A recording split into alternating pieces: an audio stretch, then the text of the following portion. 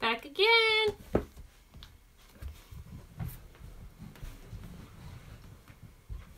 Let's get set up and ready to read. Hi, everybody. We're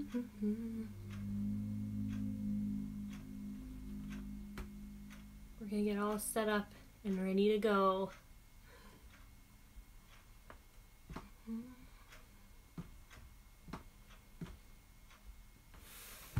Oh, I see one friend on Facebook and one friend on Instagram. Oh, 2 friends on Instagram. All right, everybody's starting to get here. Get signed on. Oh, I think I see Emily already. I'm just trying to get my computer to wake up. It's thinking and thinking. If I don't get it up on my computer, then I can't see what you guys are saying to me. And wouldn't that be bananas? Let's see.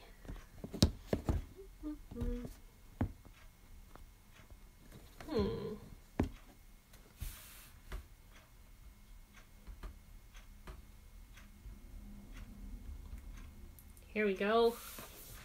Okay, it's finally starting to kick in. Oh, all our friends on Facebook are starting to get here. Hi, everybody on Facebook. I'm just trying to load up my computer so I can see what you guys are saying. How is everybody doing today? Is anybody sleepy? Are you ready to relax and read some stories? I had a friend send me a video of them sitting inside of a closet listening to me read on the first week that we read Holes, and it was so cool. I loved that. Thank you, Layden, for sending me that video. That was really awesome. Okay. I'm not sure why we're having so much problems loading our Facebook today. I'm sorry, my friends. Usually we don't have this much trouble. But it's just giving us more time to have everybody join us. Oh, that will make me sad if I can't say hello to anybody on Facebook. Jade, if I can't get this Facebook to work in 1 minute, then you're going to have to send me text messages of what everybody's saying. Okay? Send me a thumbs up, Jade, if you can hear me. Sorry, my friends. There we go. Oh my goodness. Of all the weeks, we've done great every week. This is our first technical difficulty. This is awesome.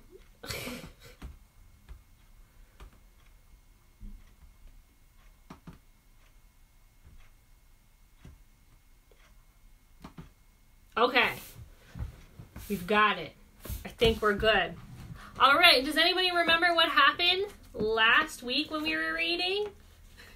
Remember, this book club is for ages 7 to 12. So if you have somebody who's watching who may not be in the 7 to 12 age range, may not be the best book for them to listen to. All right. Facebook's finally starting to wake up. Woohoo! Okay, what happened at the end of last week? Oh, that's right. Stanley got the nickname Caveman, and he moved up a place in the water line, and now he's standing in front of Zero. And Stanley also found that little golden tube, and he gave it to X-Ray, didn't he, instead of keeping it for himself. I don't see any comments yet. Oh, my mug looks boring, but the mug I brought today, Eve from Wally. Alrighty, let's get started, and then we can talk about the activities that I brought today. And I don't know if any of you saw, but I actually put up a printable today that's on Facebook that you all could download and work on once I'm done reading. But wait until we're all done. We are on chapter 14, if you can believe it. We are almost halfway through this book. Chapter 14. That night, as Stanley lay on his scratchy and smelly cot, He tried to figure out what he could have done differently, but there was nothing he could do. For once in his unlucky life, he was in the right place in the right time, and it still didn't help him. "You got it?" he asked X-Ray the next morning at breakfast. X-Ray looked at him with half-open eyes behind his dirty glasses. "I don't know what you're talking about," he grumbled. "You know," said Stanley. "No, I don't know," X-Ray snapped, "so just leave me alone, okay? I don't want to talk to you." Stanley didn't say another word. Mr. Sir marched the boys out to the lake, chewing sunflower seeds along the way and spitting out the shells. He scraped the ground with his boot heel to mark where each boy was supposed to dig. Stanley stamped down on the back of the blade of the shovel, piercing the hard, dry earth. He couldn't figure out why X-Ray snapped at him. If he wasn't going to produce the tube, then why make Stanley give it to him? Was he just going to keep it? The tube was gold in color, but Stanley didn't think it was real gold. Does anybody know what the tube is? Has anyone had any guesses about what it could be? The water truck came a little after sunrise. Stanley finished his last drop of water and stepped up out of his hole. At this time of day, Stanley sometimes could see some distant hills or mountains on the other side of the lake. They were only visible for a short while and would soon disappear behind the haze of heat and dirt. The truck stopped and the dust cloud drifted past it. X-Ray took his canteen and took his place at the front of the line. Mr. Pendanski filled his canteen. "Thanks, Mom," X-Ray said. He didn't mention the tube. Mr. Pendanski filled all the canteens and then climbed back into the cab of the pickup. He still had to bring water to Group E. Stanley could see them digging about 200 yards away. "Mr. Pendanski!" X-Ray shouted from his hole. "Wait! Mr. Pendanski! I think I might have found something!" The boys all followed Mr. Pendanski as he walked over to X-Ray's hole. Stanley could see the gold tube sticking out of some dirt on the end of X-Ray's shovel. Mr. Pendanski examined it and took a long look at its flat bottom.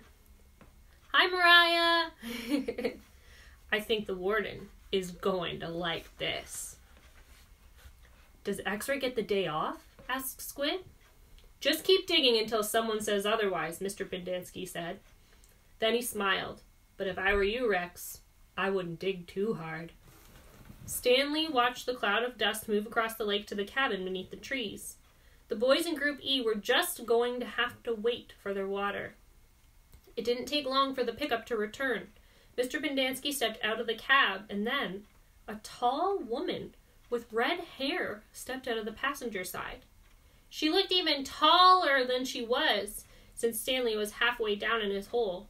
She wore a black cowboy hat and black cowboy boots, which were studded with turquoise stones. The sleeves on her shirt were rolled up, and her arms were covered with freckles, as was her face. She walked right up to X-Ray. "Is this where you found it?" "Yes, ma'am. Your good work will be rewarded." She turned to Mr. Pendanski. "Drive X-Ray back to camp. Let him take a double shower and give him some clean clothes. But first, I want you to fill everyone's canteen." "I just filled them a little while ago," said Mr. Pendanski. The warden stared hard at him. "Excuse me," she said. Her voice was soft. "I just filled them when Rex—" "Excuse me," the warden said again. "Did I ask when you last filled them?" "No, but it's just—" "Excuse me!" Mr. Pendanski stopped talking. The warden wiggled her finger for him to come to her. "It's hot, and it's only going to get hotter," she said. "Now, these fine boys have been working hard. Don't you think it might be possible that they might have taken a drink since you last filled their canteens?" Mr. Pendanski said nothing. The warden turned to Stanley. "Caveman, will you come here, please?" Stanley was surprised that she knew his name. He'd never seen her. Until she stepped out of the truck, he didn't even know the warden was a woman. He nervously walked toward her. "Mr. Pendanski and I have been having a discussion. Have you taken a drink since Mr. Pendanski last filled your canteen?" Stanley didn't want to cause any trouble for Mr. Pendanski. I've still got plenty left, he said. Excuse me? He stopped. Yeah, I drank some. Thank you. May I see your canteen, please? Stanley handed it over to her. Her fingernails were painted dark red. She gently took the canteen, letting the water swish inside the plastic container. Do you hear the empty spaces? She asked. Yes, said Mr. Pendanski. Then fill it, she said. And the next time I tell you to do something, I expect you to do it without questioning my authority. If it's too much trouble for you to fill a canteen, I'll give you a shovel. You can dig the hole, and the caveman can fill your canteen. She turned back to Stanley. I don't think that would be too much trouble for you, would it? No, said Stanley. So what will it be? She asked Mr. Pendanski. Do you want to fill the canteens, or do you want to dig? I'll fill the canteens, said Mr. Pendanski. Thank you, said the warden. She's a little bit sassy, isn't she, this warden? She's not a very nice-sounding lady. Did any of you guess that the warden was a woman? And that she was the boss of everybody there? I'm just trying to get our Facebook still working while we're at the end of the chapter. She sounds pretty scary. I would not want her to be the boss of me. Oh my goodness. Hi, Mariah! Again. Mr. Pendanski filled the canteens. The warden got a pitchfork out of the back of the pickup. She poked it through X-Ray's dirt pile to see if anything else might have been buried in there as well. After you drop off X-Ray, I want you to bring back 3 wheelbarrows, she said. X-Ray got in the pickup, and as the truck pulled away, he leaned out the wide window and waved. 0, said the warden. I want you to take over X-Ray's hole. She seemed to know that 0 was the faster digger. Armpit and Squid, you will keep digging where you have been, she said, but you're each going to have a helper. Zigzag, you help Armpit, Magnet will help Squid, and Caveman, you'll work with 0. We're going to dig the dirt twice. 0 will dig it out of the hole, and Caveman will carefully shovel it into a wheelbarrow. And then Zigzag will do the same for Armpit and the same with Magnet and Squid. I don't want you to miss anything. If either of you find something, you'll both get the rest of the day off and a double shower. Whoa! When the wheelbarrows are full, you're to dump them away from this area. We don't want any dirt piles to get in the way.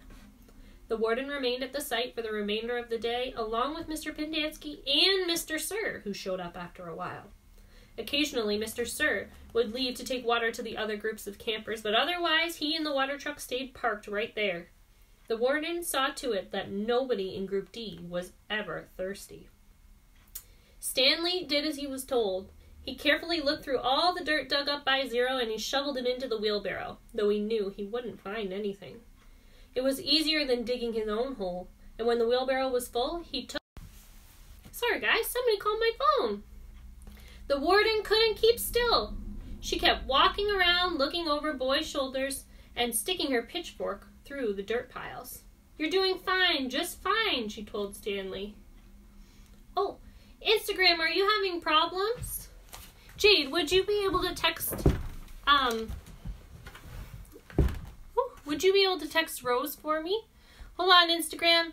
I'm just going to pause and come right back.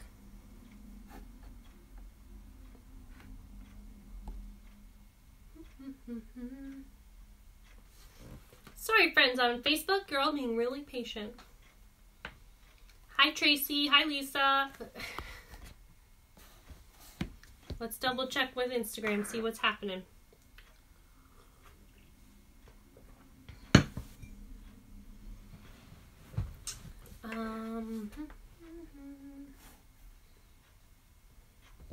I'm sorry, my friends. We're having all of the technical difficulties today.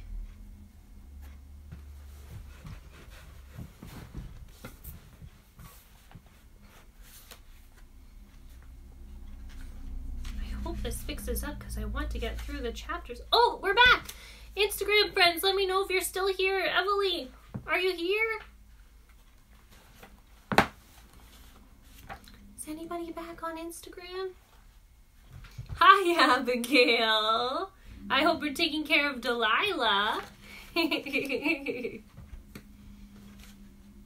Okay, I hope our Instagram friends come back, but I'll keep going, and if they miss out, they can always watch it on YouTube after. We can send the link. Okay, I'm going to keep going. I think some friends are switching over to Facebook now.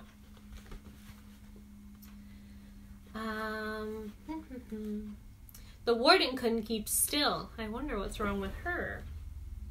She kept walking around, looking over the boy's shoulders and sticking her pitchfork through dirt piles. "You're doing fine, just fine," she told Stanley. After a while, she told the boys to switch places so that Stanley, Zigzag, and Magnet dug in the holes, and Zero, Armpit, and Squid shoveled the excavated dirt into the wheelbarrows. After lunch, Zero took over the digging again, and Stanley returned to the wheelbarrow. "There's no hurry," the warden said several times. "The main thing is to not miss anything." The boys dug until each hole was well over 6 feet deep and wide. Still, it was easier for 2 boys to dig a 6-foot hole than it was for 1 boy to dig a 5-foot hole. "Hello, Emily. I was worried that we lost you." "All right, that's enough for today," the warden said. "I've waited this long. I can wait another day." Mr. Sir drove back to her cabin. "I wonder how she knew all our names," Stanley said, as he walked back to the compound. "Thanks, Lindy." "She watches us all the time," said Zigzag. "She's got hidden microphones and cameras all over the place. In the tents, the rec room, the shower." Oh, it's frozen again. "The shower?" asked Stanley. He wondered if Zigzag was just being paranoid. "The cameras are tiny," said Armpit. "No bigger than the toenail on your little shoe. Or the toenail on your little toe." Sorry, friends, we keep getting messages from Instagram that it's disconnecting. Stanley had his doubts about that. He didn't think that they could make cameras that small. Microphones, maybe, but not cameras. He realized that was why X-Ray didn't want to talk to him about the golden tube at breakfast. X-Ray was afraid that the warden might have been listening. One thing was certain, they weren't just digging to build character. They were definitely looking for something. And whatever they were looking for, they were looking in the wrong place. Stanley gazed out across the lake towards the spot where he'd been digging yesterday when he found the golden tube, and he dug the hole into his memory. I wonder what else is in the old hole where Stanley actually found the golden tube. What else could be down there? Chapter 16. As Stanley entered the rec room, he could hear X-Ray's voice from all the way down across the room. "See what I'm saying?" X-Ray said. "Am I right or am I right?" The other bodies in the room were little more than bags of flesh and bones dumped across broken chairs and couches. X-Ray was full of life, laughing and waving his arms around as he talked. "Yo, caveman, my man," he called out. Stanley made his way across the room. "Hey, slide on over, Squid," said X-Ray. "Make room for the caveman." Stanley crashed on the couch. He'd looked for a hidden camera in the shower and he hadn't seen anything, and he hoped the warden hadn't either. "What's the matter?" asked X-Ray. "You guys tired or something?" And he laughed. "Hey, keep it down, will you?" groaned Zigzag. "I'm trying to watch TV." Stanley glanced uncertainly at Zigzag, who was staring very intently at the busted television screen. The warden greeted the boys at breakfast the next morning and went with them to the holes. 4 dug in the holes and 3 tended to the wheelbarrows. "Glad you're here, X-Ray," she said to him. "We need your sharp eyes." Stanley spent more time pushing the wheelbarrow than digging because he was such a slow digger. He carried away the excess dirt and dumped it into previously dug holes. He was careful not to dump any of it on the hole where the gold tube was actually found. He could still see the tube in his mind. It seemed so familiar, but he just couldn't place it. The thought that it might have been the lid to a fancy gold pen? KB could have been the initials of a famous author. If any other friends on Instagram are having trouble, let me know. Because we've got one person having trouble, but I think most of our friends are over on Facebook, Lindy, if you want to switch over. I don't know if you guys have the option. The only famous authors he could think of were Charles Dickens, William Shakespeare, and Mark Twain. Besides, it didn't really look like the top of a pen. By lunchtime, the warden was beginning to lose her patience. She made them eat quickly so that they could get back to work. "If you can't get them to work any faster," she told Mr. Sir, "then you're going to have to climb down in there and dig with them." After that, everyone worked faster, especially when Mr. Sir was watching them. Stanley practically ran when he pushed his wheelbarrow. Mr. Sir reminded them over and over that they weren't in Girl Scouts. They didn't quit digging until after every other group had finished. Later, as Stanley sat sprawled across an understuffed chair, he tried to think of a way to tell the warden where the tube was really found without getting himself or X-Ray into trouble. It didn't seem possible. He even thought about sneaking out at night and digging in the hole by himself, but the last thing he wanted to do after digging all day was dig all night. Besides, the shovels were locked up at night. Mr. Pendanski entered the rec room. "Stanley," he called as he made his way to him. "His name's Caveman," said X-Ray. "Stanley," said Mr. Pendanski. "My name's Caveman," said Stanley. "Well, I have a letter here for someone named Stanley Yelnats," said Mr. Pendanski. He turned over the envelope in his hands. "It doesn't say Caveman anywhere on here." Thanks," Stanley said, taking it. It was from his mother. "Who's it from?" Squid asked. "Your mother?" Stanley put it in the big pockets of his pants. "Aren't you going to read it to us?" said Armpit. "Give him some space," said X-Ray. "If Caveman doesn't want to read to us, he doesn't have to. It's probably from his girlfriend." Stanley smiled. He read it later after all the boys had gone to dinner. "Dear Stanley, it was wonderful to hear from you. Your letter made me feel like one of the other moms who can afford to send their kids to summer camp. I know it's not the same, but I'm very proud of you for trying to make the best of a bad situation. Who knows? Maybe something good will come out of this. Your father thinks he is really close to a breakthrough on his sneaker project. I hope so. The landlord is threatening to evict us because of the smell. I feel sorry for the little old lady who lived in a shoe. It must have smelled awful. Love from the both of us." "What's so funny?" Zero asked. It startled him. He thought Zero had gone to dinner with the others. "Nothing, just something my mom wrote." What'd she say? Zero asked. "Nothing." "Oh, sorry," said Zero.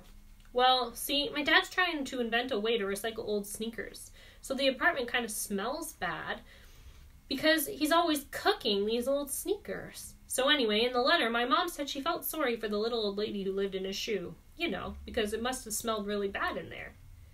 Zero stared blankly at him. "You know, the nursery rhyme?" Zero said nothing. "You've heard the nursery rhyme about the little old lady who lived in a shoe?" "No." Stanley was amazed. "How does it go?" asked Zero. "Didn't you ever watch Sesame Street?" Stanley asked. Zero stared blankly. Stanley headed on to dinner. He would have felt pretty silly reciting nursery rhymes at Camp Green Lake. We're on chapter 17. That wasn't a great way to talk to Zero. He was actually curious about the little old lady who lived in a shoe. It sounds like he's never heard that at all. Maybe he never got to hear nursery rhymes when he was little. That would be really sad.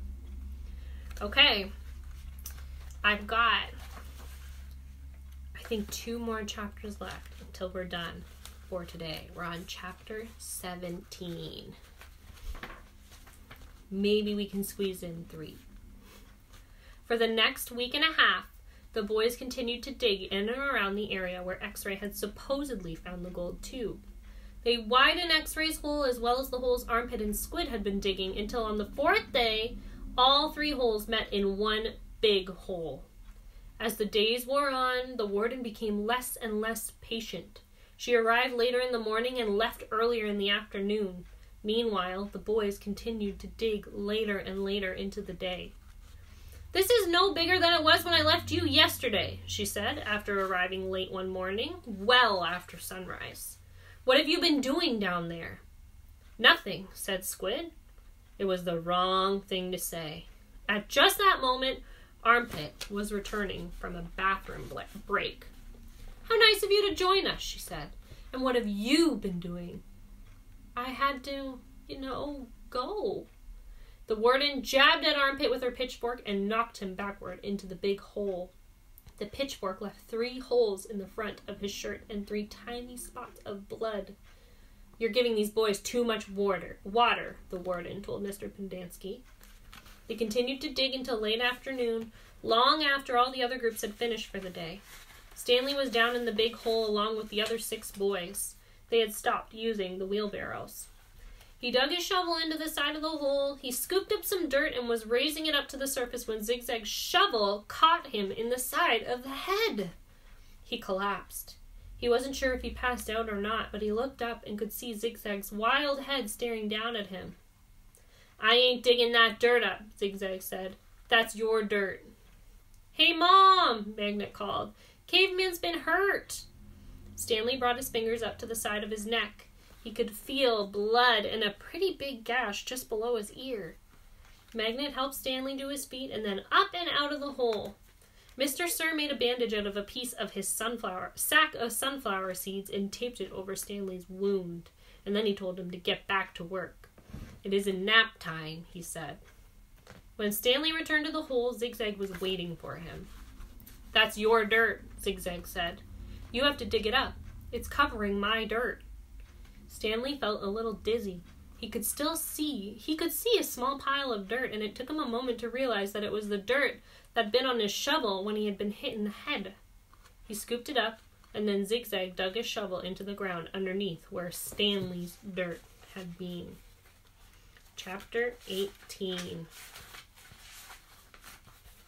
The next morning, Mr. Sir marched the boys to another section of the lake, and each boy dug his own hole, 5 feet deep and 5 feet wide. Stanley was glad to be away from the big hole. At least now he knew just how much he had to dig for the day, and it was a relief not to have other shovels swinging past his face or the warden hanging around. He dug his shovel into the dirt and then slowly turned to dump it into a pile. He had to make his turn smooth and slow, because if he jerked too quickly, he felt a throbbing pain just above his neck where the shovel had hit him. That part of his head between his ear and his neck was considerably swollen. There were no mirrors in camp, but he could imagine if he looked, it would look like he had a hard-boiled egg sticking out of the side of him. The remainder of his body hardly hurt at all. His muscles had strengthened and his hands were tough and calloused. He was still the slowest digger, but not all that much slower than Magnet. Less than 30 minutes after Magnet returned to camp, Stanley spat in his hole. After a shower, he put his dirty clothes in his crate and he got out his box of stationery. He stayed in the tent to write the letter so Squid and the other boys wouldn't make fun of him for writing to his mother. Dear Mom and Dad, camp is hard but challenging. We've been running obstacle courses and have to swim long distances on the lake. Tomorrow we learn... He stopped writing as Zero walked into the tent and then returned to his letter. He didn't care what Zero thought. Then we're learning to rock climb. I know that sounds scary, but don't worry. Zero was standing beside him now, watching him write. Stanley turned and felt his neck throb. I don't like it when you read over my shoulder, okay? Zero said nothing. I'll be careful. It's not all fun and games here, but I think I'm getting a lot out of it. It builds character. The other boys... I don't know how, said Zero. What? Can you teach me? Stanley didn't know what he was talking about. Teach you what? How to rock climb? Zero stared at him with penetrating eyes. What? Said Stanley. He was hot, tired, and sore. I want to learn how to read and write, said Zero. Stanley let out a short laugh. He wasn't laughing at Zero. He was just surprised. All this time he thought Zero was reading over his shoulder. Sorry, he said. I don't know how to teach. After digging all day, he didn't have the strength to try and teach Zero to read and write. He needed to save his energy for the people who counted. You don't have to teach me to write, said Zero. I just want to learn how to read. I don't have anybody to write to. Sorry, Stanley said again. His muscles and hands weren't the only parts of his body that had toughened over the past several weeks. His heart had hardened as well. He finished his letter. He barely had enough moisture in his mouth to seal and stamp the envelope. It seemed that no matter how much water he drank, He was always thirsty. All right. We have one chapter left, chapter 19, and this is the last chapter I'm going to read for the day. He was awakened one night by a strange noise. At first he thought it might have been some kind of animal and it frightened him. But as the sleep cleared from his head, he realized that the noise was coming from the cot next to him. Squid was crying. "Are you okay?" Stanley whispered. Squid's head jerked around. He sniffed and caught his breath. "Yeah, I'm fine," he whispered, and he sniffed again. In the morning, Stanley asked Squid if he was feeling better. "What are you, my mother?" asked Squid. Stanley raised and lowered one of his shoulders. "I got allergies, okay?" Squid said. "Okay," said Stanley. "You open your mouth again and I'll break your jaw." Stanley kept his mouth shut most of the time. He didn't talk too much to any of the boys, afraid that he might say the wrong thing. They called him caveman and all that, but he couldn't forget the day that they were dangerous, too. They were all here for a reason. As Mr. Sir would say, this wasn't a Girl Scout camp. Stanley was thankful that there was no other problems. He looked up from his hole to see the water truck and its trailing dust cloud. His canteen was still almost a quarter full. He quickly drank it down and then took his place in line behind Magnet and in front of Zero. The air was thick with heat, dust, and exhaust fumes. Mr. Sir filled their canteens. The truck pulled away. Stanley was back in his hole, shovel in hand, when he heard Magnet call out, "Anybody want some sunflower seeds?" Magnet was standing at ground level, holding a sack of seeds. He popped a handful in his mouth, chewed and swallowed, shells and all. "Over here," called X-Ray. The sack looked to be about half full. Magnet rolled up the top and then tossed it to X-Ray. "How did you get them without Mr. Sir seeing you?" asked Armpit. "I can't help it," Magnet said.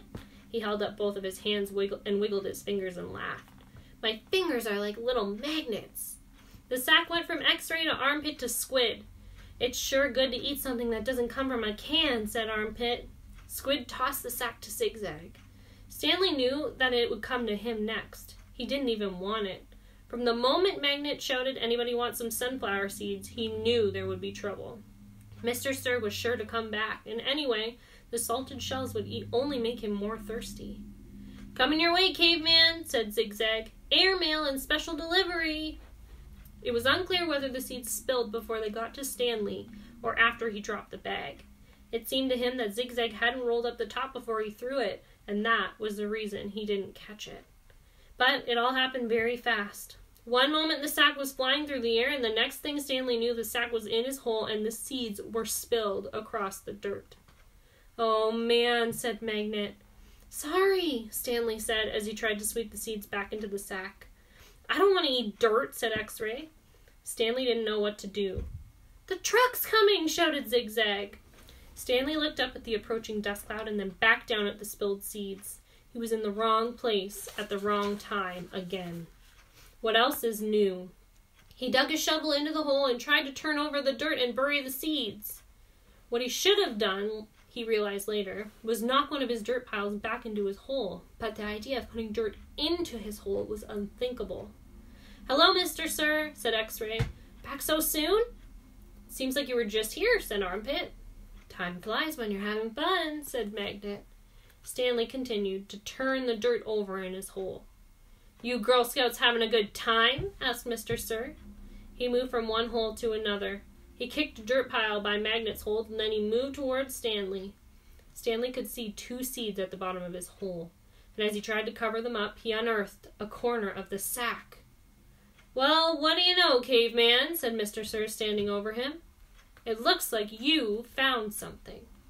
Stanley didn't know what to do. "Dig it out," Mr. Sir said. "We'll take it to the warden. Maybe she'll give you the rest of the day off." "It's not anything," Stanley said. "Let me be the judge of that," said Mr. Sir. Stanley reached down and pulled up the empty burlap sack. He tried to hand it to Mr. Sir, but he wouldn't take it. "So tell me, caveman," said Mr. Sir, "how did my sack of sunflower seeds get into your hole?" "I stole it from your truck." "You did?" "Yes, Mr. Sir." "What happened to all the sunflower seeds?" "I ate them. By yourself. Yes, Mr. Sir. Hey, caveman, shouted Armpit. How come you didn't share with us? That was cold, man, said X-Ray. I thought you were a friend, said Magnet. Mr. Sir looked from one boy to another and then back to Stanley. We'll see what the warden has to say about this. Let's go. Stanley climbed up out of his hole and followed Mr. Sir to the truck. He still held the empty sack.